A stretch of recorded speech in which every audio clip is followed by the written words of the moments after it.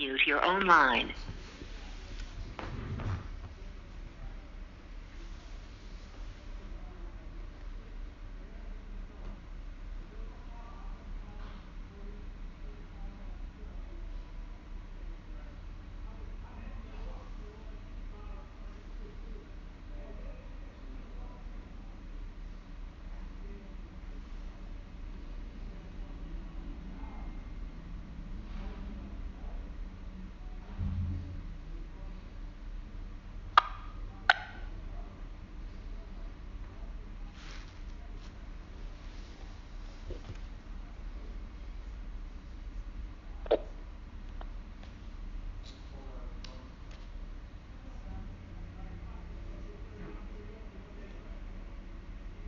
Good morning, everybody. Morning. Good morning. Okay, obviously today is a very big day with debate tonight. Our special coverage starts at 7 p.m. with the actual debate beginning just after 9 p.m. And then we'll be on with live coverage all night long. So that's where we're going to start. Before we do, I want to announce just one new contributor for CNN. Ben Ginsberg is joining CNN as contributor based in Washington. I think many of you know the last 40 years he's been a top election lawyer, and Ben represented 4 of the last 6 Republican presidential nominees. He served as the national counsel to the Bush-Cheney presidential campaigns, and he played a central role in the 2000 Florida recount. His expertise includes election law, voting day operations, recount, campaign finance, government investigations, ethics rules, and redistricting. He was the co-chair of the Bipartisan Presidential Commission on Election Administration. He is a fellow at Harvard University's Institute of Politics and a professor of law at Georgetown. Ben Ginsberg is the authority on this topic, and we are thrilled to have him on our team as we work through the next 2 months of election coverage. Okay, with that, as I said, tonight is debate night. Today is all about that, and so as a result, let's lead and start with Mr. David Chalian. Good morning, Jeff. A big night indeed. Let's just go through some of the basics first so everyone is aware as part of our sort of lead up to tonight. Obviously, the first sort of COVID presidential debate, if you will, in terms of the general election. Obviously, you've seen the rules: no handshake or elbow bump, 70 or so socially distanced people in the audience. As you indicated, it's a 90-minute affair. Chris Wallace moderates tonight. As you know, the Commission on Presidential Debates has released the 6 topics for tonight, and the way it works is that they're broken up into 15-minute segments. Each candidate gets 2 minutes to kick off that topic at the top, and then that's followed by 11 minutes of moderated conversation by Wallace, who has said that he has made clear that his goal is to be as invisible as possible, so I don't think we should be expecting any real-time fact-checking from him. Those topics: the Trump and Biden record, the coronavirus pandemic, the economy, the Supreme Court, election integrity, and race and violence, as they grouped them together. The commission did, oddly. I think in terms of the stakes for the candidates, obviously Trump's mission is pretty clear, and that is to try to upend what is a remarkably stable race that is trending in Joe Biden's direction, not his. That is no easy task to do. This race has proven to be stable through very turbulent times, and to think that Trump can upend that in one night, it puts a huge burden on him for the stakes tonight. All eyes, of course, on how he handles the tax questions after the New York Times bombshell reporting. Chris Christie gave perhaps a bit of a preview this morning when he said he expects Trump to talk about the taxes American families will have to pay over the next 4 years rather than what he paid over the last 20.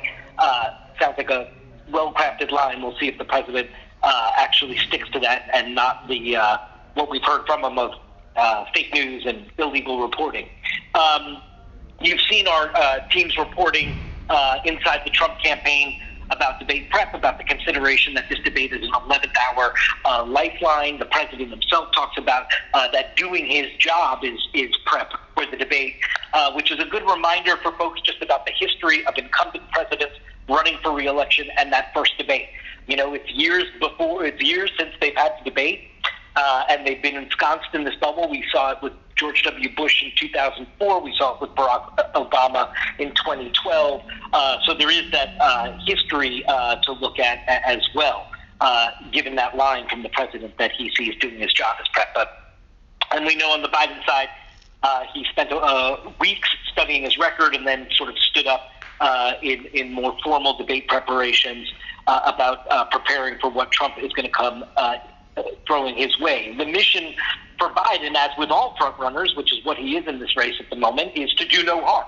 But also how he handles the blizzard of lies, the personal insults that Trump is expected to throw his way. Dealing with that when the critical goal for him is to make use of the very rare opportunity to speak to tens upon tens of millions of Americans at one time about the contrast with Trump and about his plans for the path forward, without getting mired in the fact-checking or the insults or picking his moments. That'll be sort of something to watch in terms of Biden today. In advance of the debate itself, the Biden campaign is rolling out 2 series of videos and ads, one focused on African-American voters, one focused on Latino voters, real attempts to drive up support from critical minority communities for Biden's campaign in advance of this big night. Jessica Dean is in Cleveland this morning and up throughout the day, teeing up the debate. Caitlin Collins and Arlette Saenz will take over this afternoon throughout the evening tonight, covering the Trump and Biden teams. And I think that is where we begin on the debate. Okay, thank you very much. Washington. So in terms of the president and COVID today, we have all this reporting about, first of all, the emergence front and center of Atlas, which we knew, but it's becoming clearer and clearer. Fauci saying that, alluding to that the president's getting bad information, that he's an outlier. Sanjay this morning comparing him to Trump to doctor shopping. And this comes as White House officials, including Birx, pressured the CDC, this New York Times reporting this summer, to play down the risk of sending children back to school. The president yesterday, in his rapid test announcement of 150 million tests to go out, there were no Fauci, Birx, Redfield in this very precarious position, and obviously this going to be one of the main, if not the main topic tonight for the president to defend. On the tax story, there's a new New York Times installment of these continuing tax stories, $427 million lifeline given to him with The Apprentice. This covered losses of nearly $90 million. And this continues as concerns growing about who he owes this money to, the vulnerability he faces on the national security front in terms of, what countries and his businesses going forward. So that story, another topic he will be on defense on. On Capitol Hill, Judge Comey Barrett is meeting with Republican senators today, starting her rounds. On voting, there are a slew of developments that Pam Brown will put together for the wrap. There's this Pennsylvania lawsuit headed to the Supreme Court. There are reports of North Carolina disenfranchisement, more among minority voters than white voters. The reports that USPS didn't update 2 million address changes. And there are some reports this morning of New York messing up their absentee ballots and sending them to the wrong people in a bunch of the boroughs, and some reports out of Minneapolis that we're looking into. At 2:10, Trump departs the White House for the debate, and I think that's what I got. Okay, so let's take a pause here and open it up for thoughts on politics or Washington debate or taxes or anything else anybody wants to talk about before we move to coronavirus.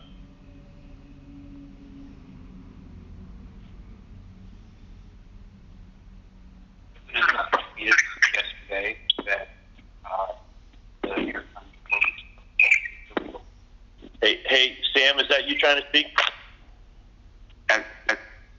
When the president tweeted yesterday that the New York Times story was a result of an illegal leak, he confirmed the story.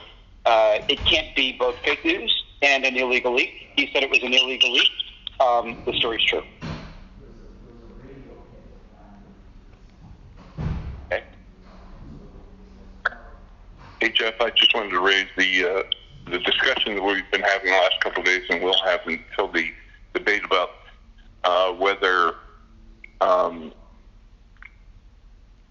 the Trump voters, whether this will affect the Trump voters or the Biden voters. And I think since maybe more than ever before, people are pretty locked into their support.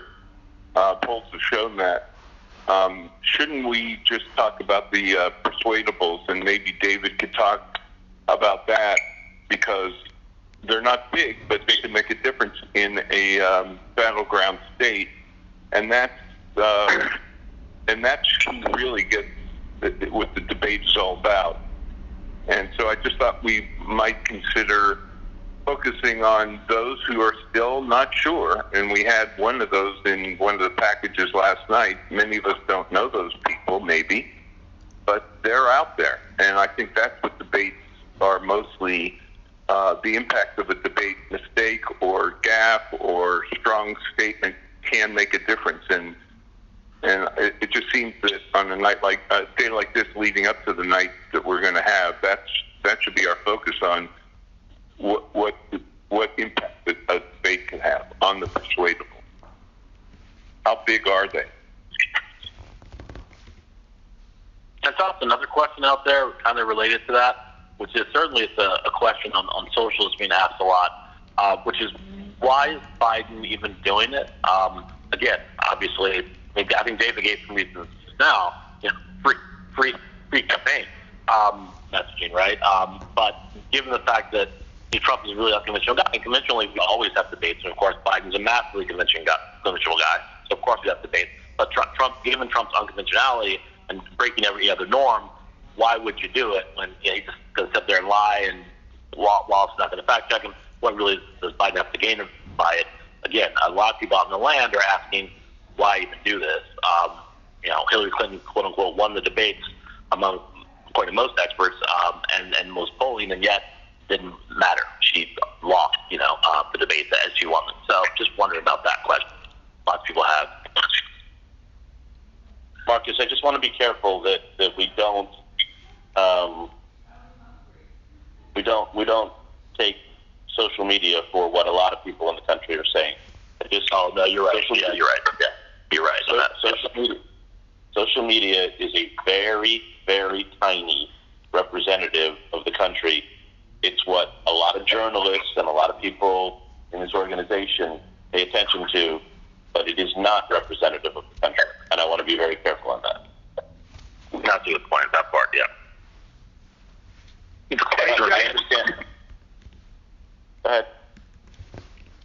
Related to the fights over counting votes, yesterday it looks like Commerce Secretary Wilbur Ross is flouting a judge's order to keep the census being counted until the end of the month. Instead, they're going to cut it off on October 5th, which is in just a few days away.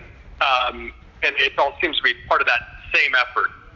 Obviously, long history of Ross trying to, and the administration trying to rig the census, but it's a big deal in terms of its implications. So I totally agree with that, John. Obviously, complicated story on television, difficult day to break through, but you're totally right that this is a not insignificant flouting of the law. 100% right. Other thoughts? Jeff, it's David. If you can hear me. I think you can connect the dots with the census story, with the Postal Service story, with the Pennsylvania vote challenge to the Supreme Court, and frankly, the Supreme Court nomination. All of these are concerted efforts to try and establish minority rule. Suppress voting, keep vote counts down, keep the census down, to protect what is really now only a minority rule strategy that the Republican Party can live by. Yep. Hey, Jeff, it's Cynthia. I just wanted to see if we could have, and I know we've done it in different locations, but I think connecting the dots of saying, who does Trump owe the money to, and just putting the following questions on the board. Saudi Arabia equals, did we not go after the Saudi Arabian government after the murder of the New York Times reporter? The Kurds, we did not go after Turkey when we retreated and basically left the Kurds to hanging to dry. The various favors that we have done for Putin. So when we look at the long list of the possible people that he owes money to, we have done things that we would not have done in the past as a government. And could it be that these are the favors we are currying because those are the people that have funded him? And I think putting it in one place on the board, again, visually, is a way to put those questions to rest, or at least to put them into people's minds. Well, I think the issue for us is to raise the question. I couldn't agree more with you, Cynthia. I think the examples you raise are spot on, and that is a very valid line of raising questions, and I would assume Joe Biden would do that from the stage as well. But until Donald Trump answers those questions, they are legitimate questions to answer, and you've laid it out exactly right. Other thoughts?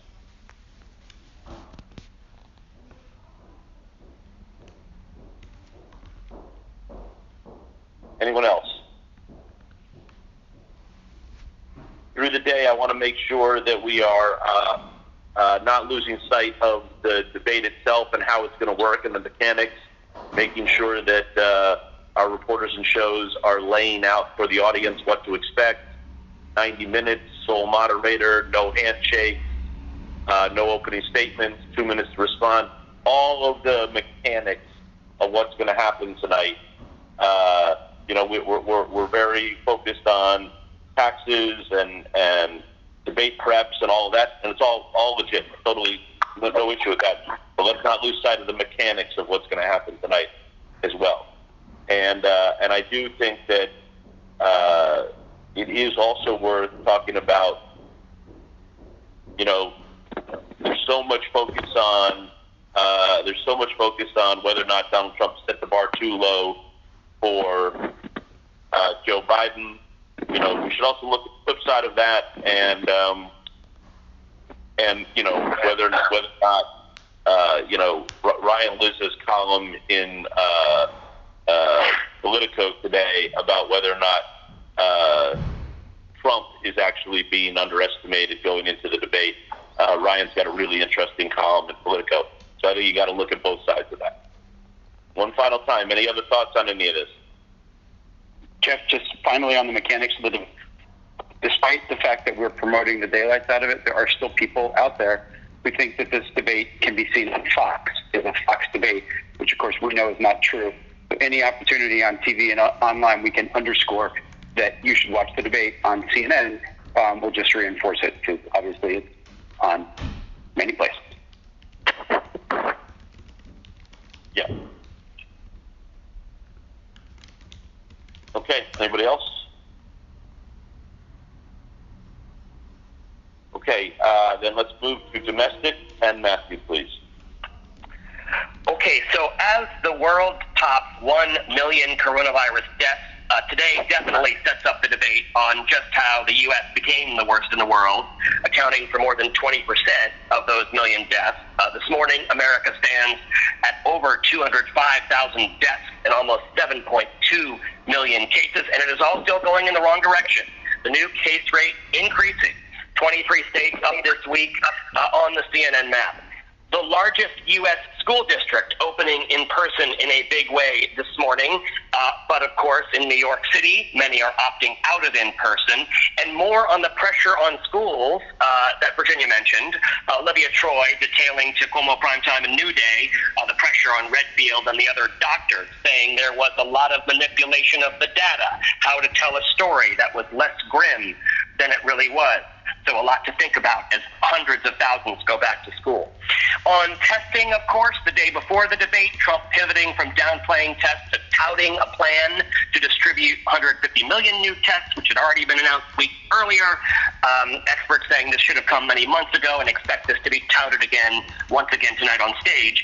And considering all the strife on the task force that we've heard about this morning, just consider the words overnight, the message from the UN Secretary General at the 1 million mark. We must learn from our mistakes. Science matters, and misinformation kills. Drilling down on each a little bit, starting with schools. Obviously, it's a big, big day in the nation's biggest school district. What will happen when New York kids go back in a big way for the first time in many, many months? It's elementary school in-person returns beginning today, middle and high school Thursday. And nearly half of the 1.1 million students, 460,000, have opted for all remote.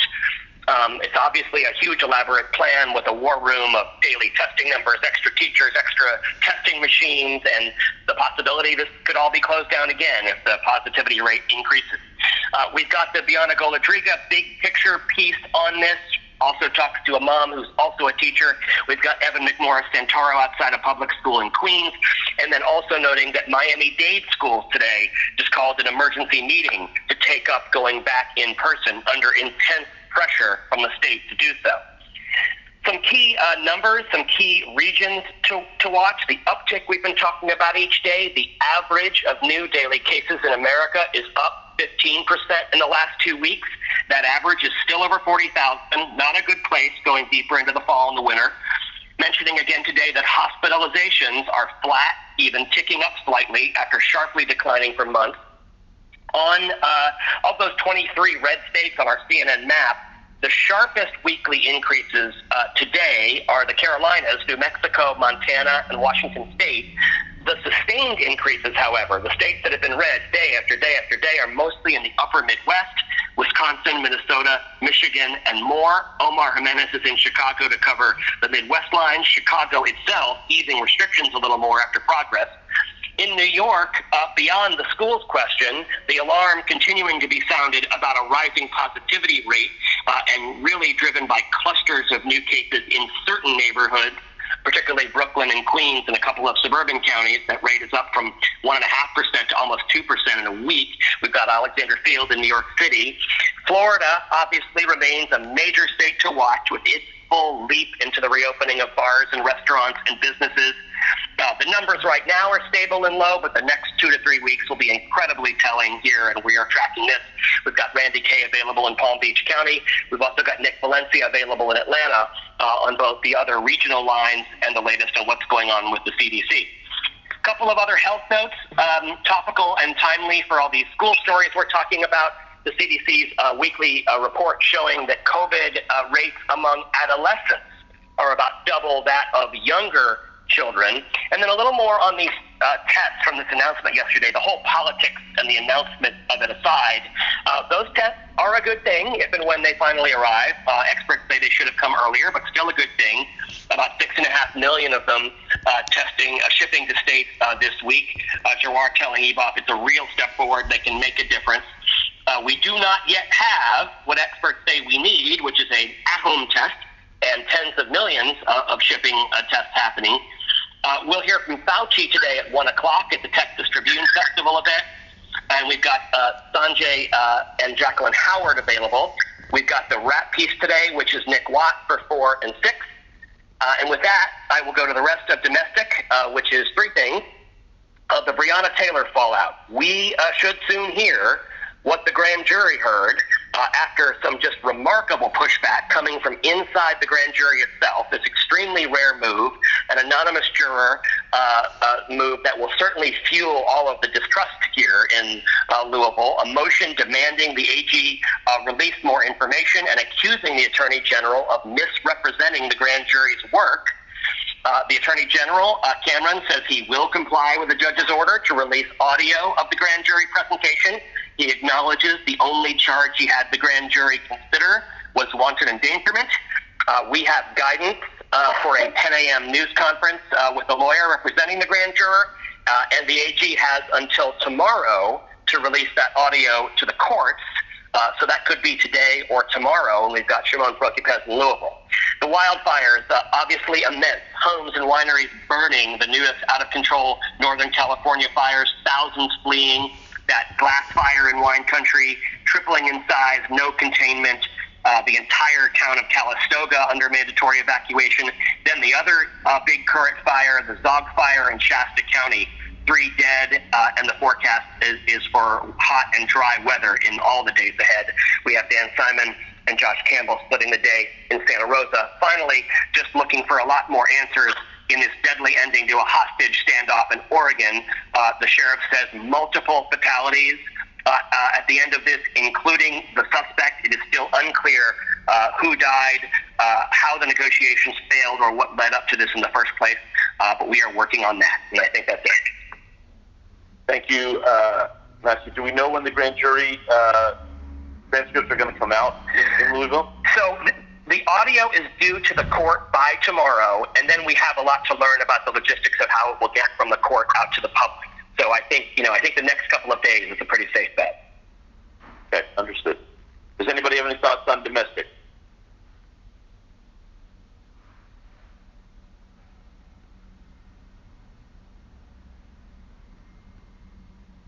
International.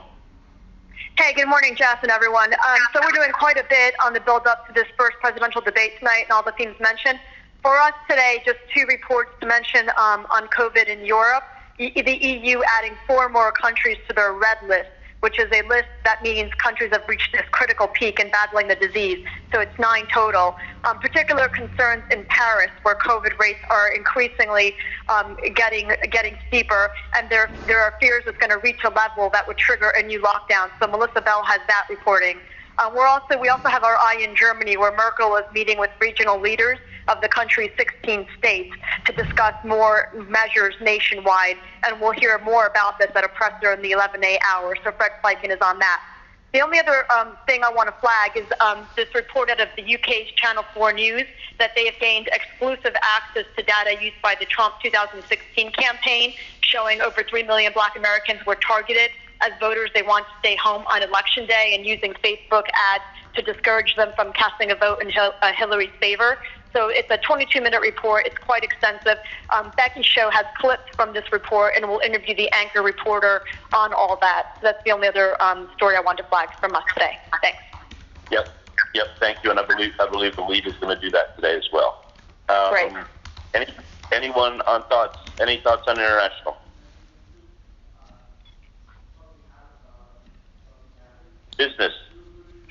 Jeff, good morning. Markets searching for direction this morning following yesterday's brief outbreak of optimism. Investors seem to be taking a reality check on the chances of fiscal stimulus and the re-emerging risk from coronavirus that Matthew just laid out. On stimulus, Mattingly reported that Pelosi and Mnuchin are attempting a last-ditch effort to ease the bitter standoff over this relief to millions of Americans who are currently reeling from the economic crisis. Last night, the Dems unveiled the $2.2 trillion plan, down from $3.4 trillion, but sources telling Phil there is zero progress on that front. Christine Romans and Julie Chatterley have been up on that this morning.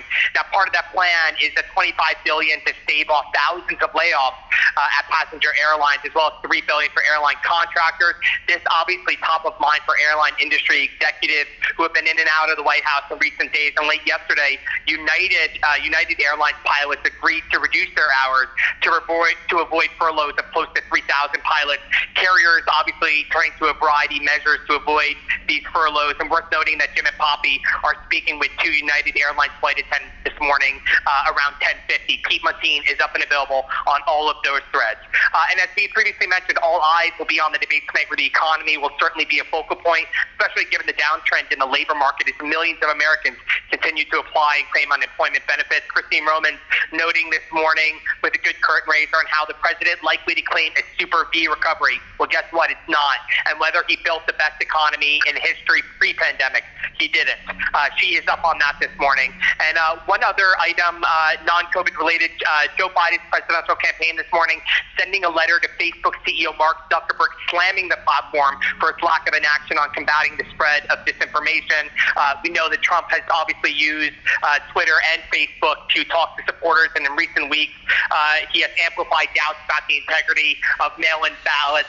Some of those posts have been flagged by Facebook. Biden telling Facebook this is simply not good enough, saying that it encourages illegal behavior and should be taken down as soon as possible. Joni O'Sullivan is up and available on that as well, and that's where we begin. Okay, thank you very much. So before we move to digital, does anybody have anything else they want to raise?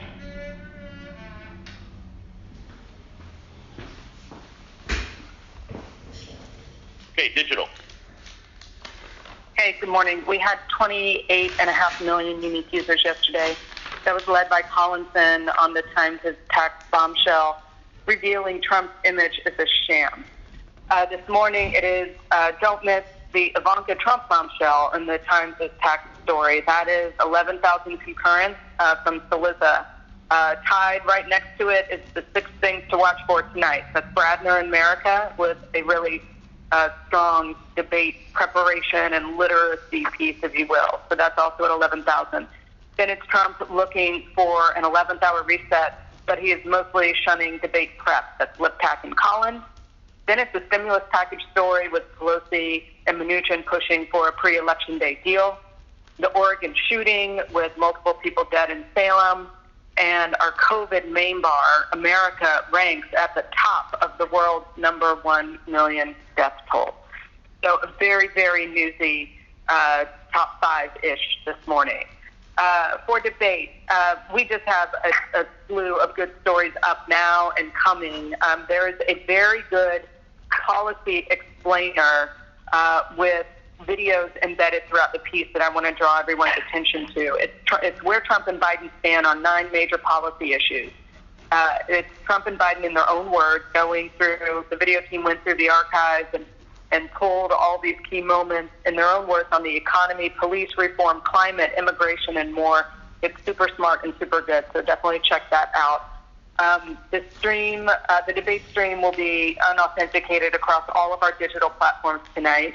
The DLE goes up at 7 p.m. with the live coverage on air. We will be fact-checking throughout. We'll be pulling key moments everywhere on and off of our platforms. And then afterwards, we've got a good plan for takeaways and hits and misses and lots of smart analysis and opinion. So we are fired up for debate night. On COVID, 1 million dead, how COVID-19 tore us apart. This is an interactive that the team had been preparing for meeting that 1 million grim milestone. It is very strong with maps and graphics and stunning and important. We also have the story on dentists seeing more cracked teeth and how to avoid teeth grinding during times of stress, which is an important kind of health COVID story. And then there's a good story on how to stay safe this fall.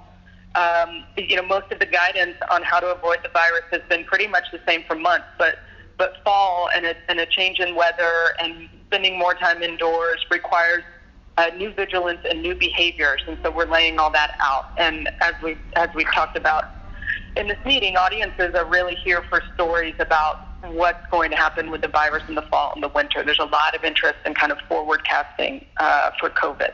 And then the last thing I want to mention is we've launched a wildfire map and air quality tracker. So it is a searchable map of the U.S. It ranks worst air quality, ranks just in general, and then looks at the big metro areas in general and ranks that. It is searchable by zip code. It updates multiple times a day, and it's a terrific resource for audiences along with all of our excellent coverage that we have of wildfires on the West Coast and anywhere else. That's it. Thank you very much, Meredith. John? All right, Jeff. Good morning. The big push to the 7 o'clock coverage, leading all the shows, Debate Night in America. We'll be hitting Jessica Dean, Arlette Saenz, and Caitlin Collins, who are all in Cleveland. The candidate preps, a lot about how this debate will be different, the atmospherics around it, what to expect. And then we have John Harwood from the White House with the continuing New York Times tax revelations, including the article that dropped yesterday. We'll watch him lead during the 2 o'clock hour, see what he says. Booked out across the day on this. We do have Ryan Lizza on that political article you mentioned, book Brianna. Is Trump being underestimated? David Talley is going to join us on this debate cheat sheet on what to expect for tonight. We have a good pairing with John King. We have Karen Finney, who prepped Clinton against Trump, and Michael Steele, who prepped Paul Ryan against Biden, on how they would prep Biden and Trump to go against each other. Trump surrogate Tim Murtaugh and Biden surrogate Ruben Gallego will be joining Jim and Poppy, and SC Cups and Brian Stelter on fact checkers working overtime tonight and how that will work. We're going to stay on the tax revelations. J.W. Verrett on the bank and tax fraud questions. Former Intel chief Robert Cordillo on the growing national security concerns, and the Kristen Holmes voting wrap-up piece will air next hour. On coronavirus, Omar Jimenez on the Midwest cases surging. Evan Santoro on New York City children beginning to return back to the classroom. We're at one of the schools today. Nick Valencia stays on the Pence aide and her revelations about the CDC being pressured to downplay the risks of reopening schools. Dr. Leanna Wen, William Schaffner on Fauci now aligning with Redfield, questioning Atlas more openly. John King has the mayor of Sioux Falls, South Dakota, where the cases are spiking. And Brianna's going to put a focus on Florida, going after the Tallahassee police chief on the 1,000-person party that was broken up just off the Florida State University campus. We have our international whips, Paula Newton on the world hitting the 1 million COVID dead mark, and Matt Rivers on the fact that Mexico's death toll might not be known for years because of the way they do their counting. Three of the stories that we'll look to get on: Manu Raju on the Hill, where Amy Coney Barrett begins to make the rounds, meeting with senators; Dan Simon on the wine country fires turning deadly; and we are going to get to Shimon Prokopech and Laura Coates on the AG in Kentucky, now pressured to release the recordings of those proceedings from the grand jury, and we'll see if that actually happens today. Obviously, if it does, we'll jump all over that. Okay.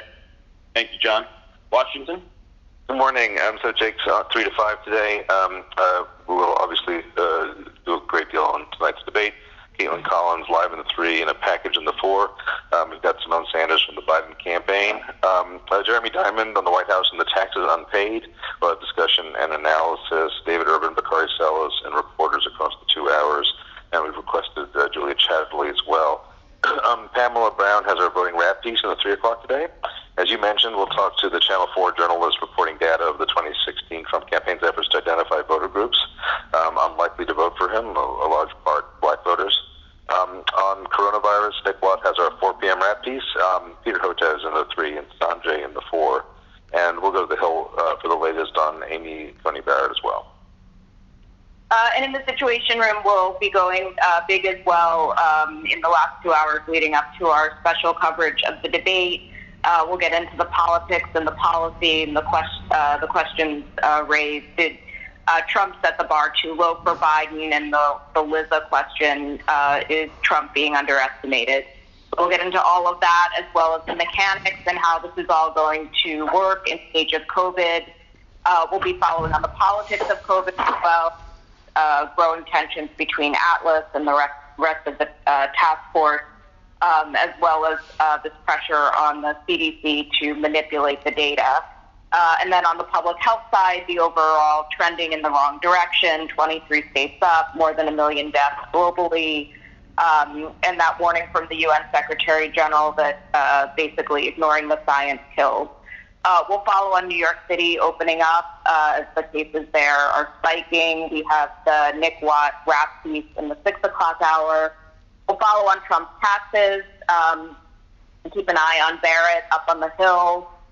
We have Cam Brown's War on Voting wrap piece, and we'll obviously be watching for the release of this grand jury information in the Breonna Taylor case. That's where we're starting. Okay, thank you very much, Emily. Okay, does anybody have anything else they want to bring up?